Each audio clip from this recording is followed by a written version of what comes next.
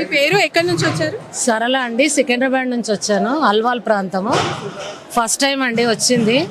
చాలా good experience అండి, చాలా బాగుంది. అసలు ఇన్ని వేల మందికి ఇలా ఫుడ్ పెట్టడము, పిరమిడ్ కింద కూర్చోవడం అనేది అదృష్టం ఉంటేనే వస్తారు.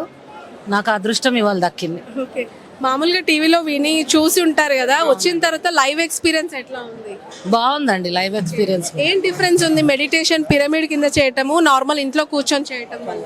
తొందరగా కనెక్ట్ అవుతామండి. పిరమిడ్ కింద తొందరగా కనెక్ట్ అవుతాము. మనం ఇంట్లో చేసుకుంటే అంత తొందరగా కనెక్ట్ అవ్వలేము.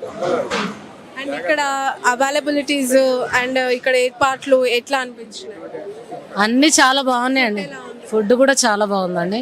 ఎక్కడ ఏమీ డిఫికల్టీ అయితే అనిపించలేదు. మీరు ఎక్కడి నుంచి వచ్చారు? మేము అల్వాల్ నుంచి వచ్చామండి. ఎలా ఉంది ఎక్స్పీరియన్స్? కొత్తగా ఉంది.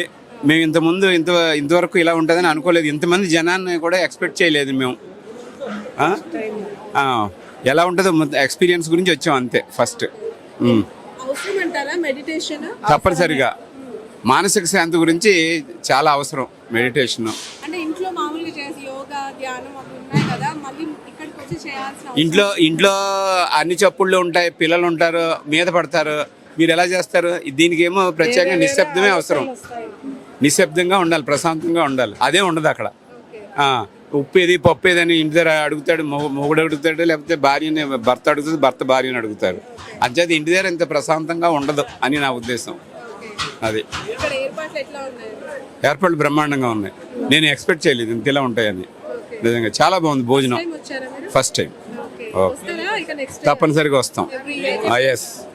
ఇప్పుడు నా వయసు కూడా ఇప్పుడు 66 కదా, తప్పనిసరిగా ధ్యానం కావాలి. 66 వస్తున్నారు, 26 కూడా వచ్చారు ఇక్కడ. వాళ్ళని మెచ్చుకోవాలి.